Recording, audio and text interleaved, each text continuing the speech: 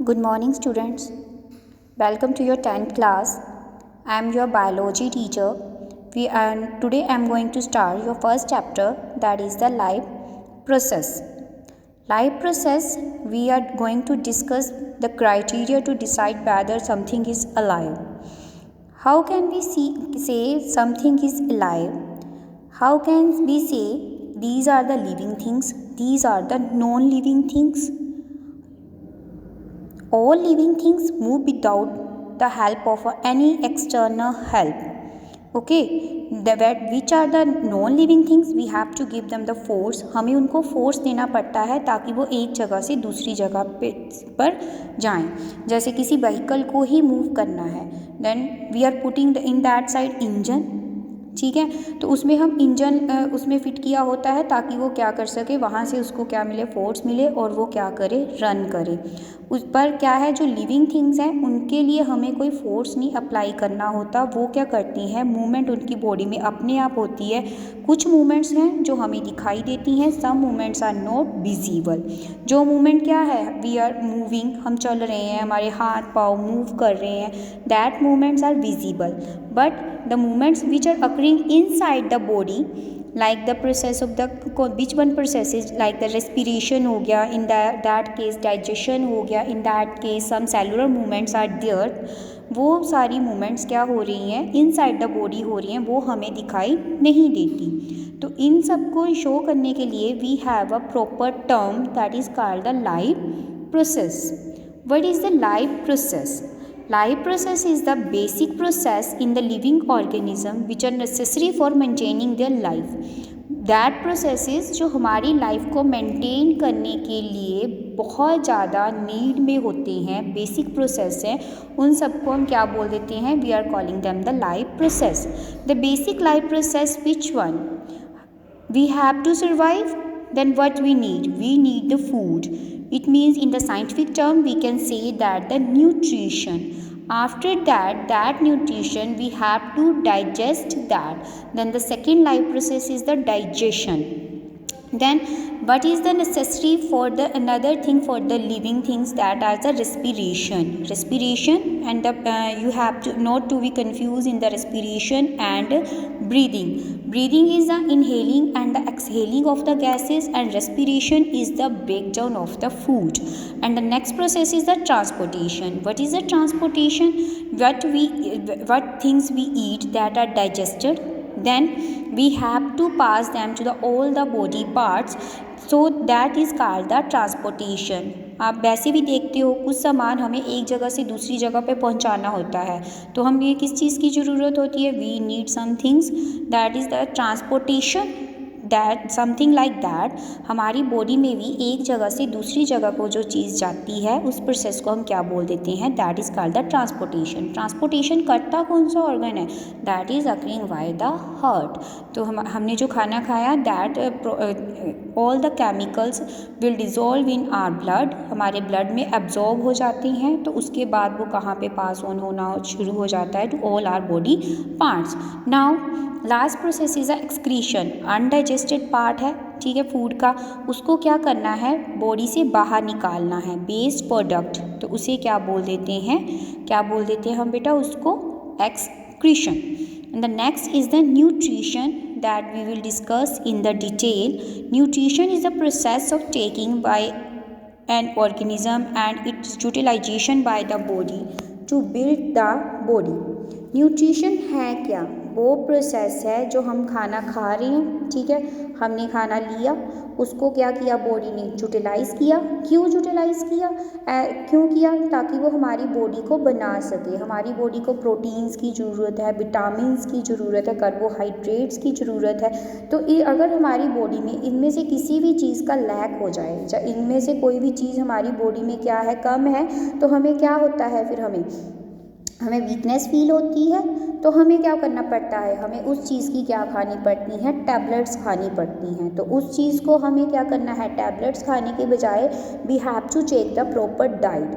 हमें क्या है, प्रॉपर डाइट लेनी है। उसमें क्या आ जाता है कि हमें हर चीज़ को बैलेंस्ड अमाउंट में खाना है। अगर हम विटामिन को खा रहे हैं, ठीक है, हमें कौन सा विटामिन कहाँ से मिलता है हमें पता होना चाहिए। विटामिन ए हमें कहाँ से मिल रहा है, बी कहाँ से मिलता है, सी कहाँ से मिल रहा है, डी कहाँ से मिल रहा है और विटामिन ई कहाँ से मिल रहा है।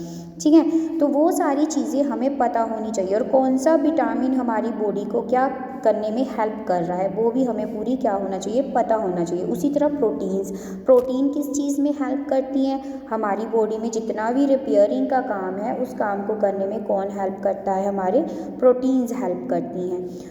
फिर उसके बाद आ गया तुम्हें चोट लग जाती है कई बार, तो तुम्हारे ऐसे थोड़ी होते कि वो चोट कभी ठीक ही ना हो, वहाँ पे क्या होना शुरू हो जाता है, रिपेयर होनी स्टार्ट होती है। तो उस रिपेयर को क्या करने में हेल्प कौन करता है, हमारी प्रोटीन्स करती हैं। कार्बोहाइड्रेट्स हो गया, वो भी हमारी बॉडी के लिए नेसेसरी हैं। फैट्स हमारी बॉडी के लिए क्या है, that things are necessary for अस।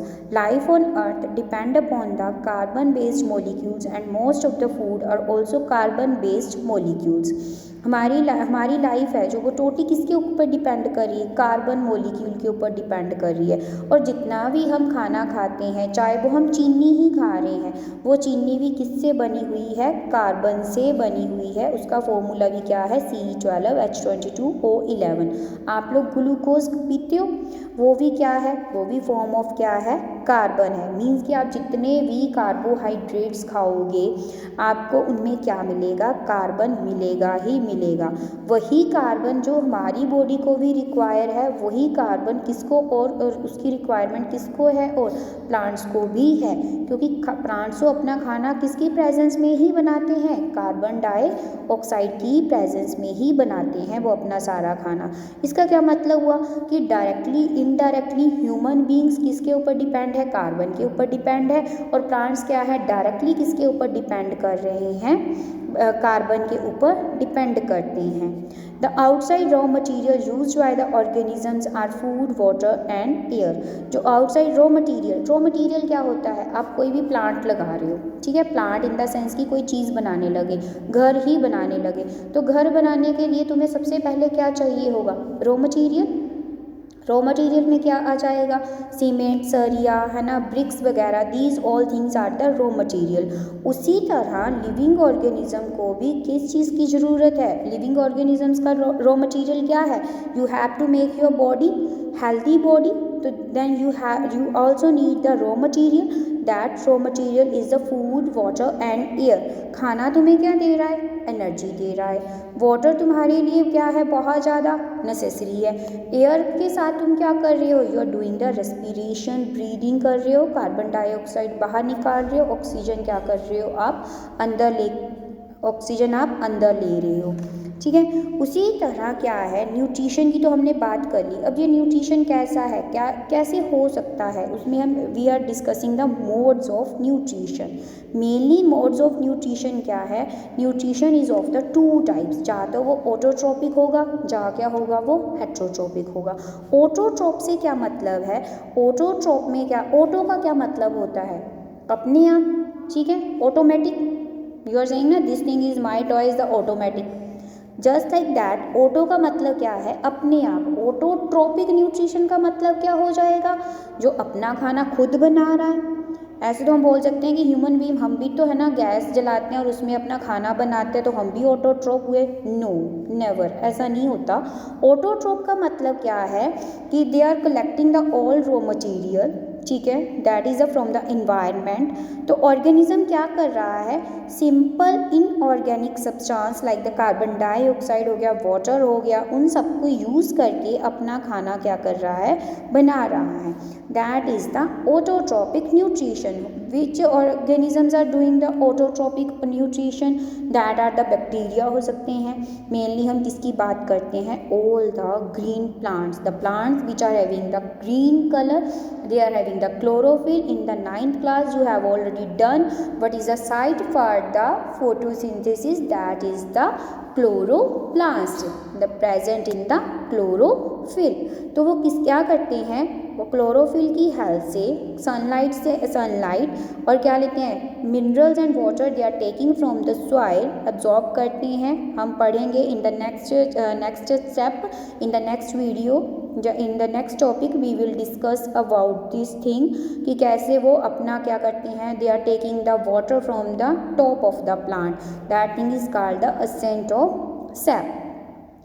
तो इन सबको मिला के वो अपना खाना बना रहा है, ठीक है, that is called the autotroph. तो ऑटोट्रोप कौन से ऑर्गेनिज्म है, which are using the raw material from the environment, they are taking the inorganic substances and making their own food, वो अपना खाना खुद बना रहा है। तो दूसरा क्या हो गया, heterotrophic nutrition. Nutrition in the organism gate their food directly और इनडायरेक्टली फ्रॉम द प्लांट्स। तो जो न्यूट्रिशन क्या है, ऑर्गेनिज्म कहाँ से ले रहा है, फूड डायरेक्टली ले रहा है, चाहे वो इनडायरेक्टली ले रहा है, किससे, प्लांट से। They are the heterotrophic nutrition. Directly और इनडायरेक्टली की बात कर लेते हैं। What is the directly taking the food from the plants और indirectly taking food from the plants. Some organisms are the herbivore, some are the carnivore, some are the omnivores.